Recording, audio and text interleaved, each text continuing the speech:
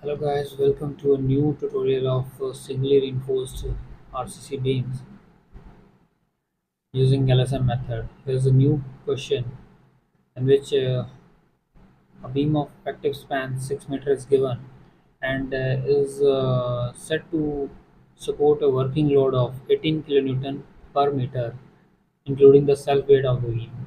That is, the UDL is acting plus the self weight of the beam is also acting, and the combined load working load is 18 kilonewton per meter. And also it is given that the width of the beam is 250 mm. So here we are asked to find out effective depth and area of steel required. We are asked to use M20 concrete grade and Fe415 steel grade.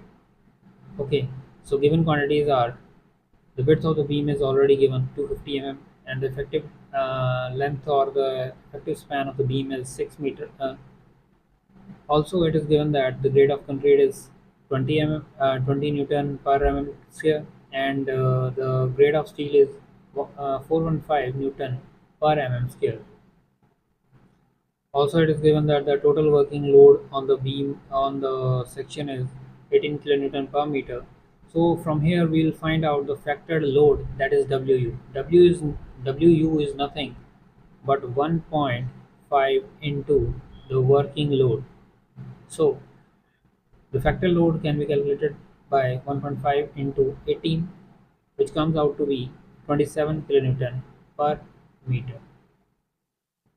So you can also write it as 27,000 Newton meter. Next is next from here, as we know that it is a UDL type of load. So in a simply supported beam, when a UDL is acting, the maximum bending moment in that case is W into L square by 8. So here the factored working load is 27,000 into 6 square upon 2, which comes out to be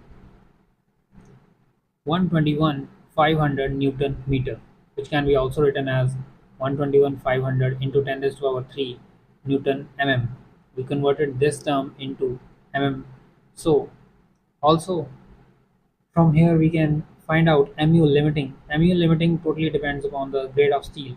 So for the grade of steel Fe415, the mu limiting value is 0.13 0.138 FCK BD square. Here we have the known quantities are uh, B, FCK, and D we have to find out.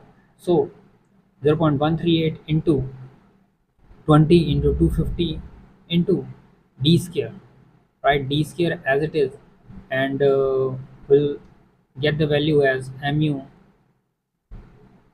limiting is equal to 690 D square Newton mm. Consider this as equation 2 and the above mu which we have calculated as equation 1. So on comparing 1 and 2, why we are comparing this? Because MOR is nothing but the maximum bending moment that a section of a beam can resist. So that's why we are equating both of these. Therefore 121 500 into 10 raised to power 3 Newton mm is equals to 690 d square. From here we can find out the value of effective depth, which comes out to be 419.63 mm, or we can also take it as 420 mm. So from here we can find out the effective depth of the beam, which is 420 mm. Also now we can calculate XU max, which also depends upon the type grade of steel. So for the grade of steel Fe415, XU max value is 0.48D, which implies 0.48D into 0.48 into D value is 420, so that comes out to be 201.6 mm. Now as the section is balanced, so the compression forces are always equal to the tension forces, which implies 0.36 FCK into B into XU max is equals to 0.86 Fy into AST. From here we will calculate the value of AST because here AST is unknown in this whole equation.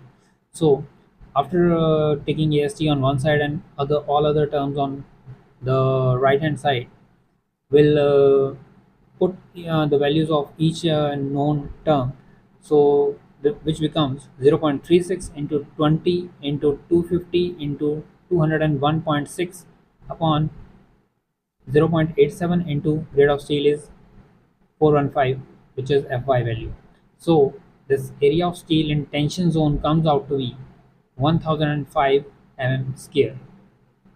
So this was the question this was a term which was asked in the question to calculate the area of steel in tension zone, and one more thing was asked that dimension of the other dimension of the beam section, which was effective depth.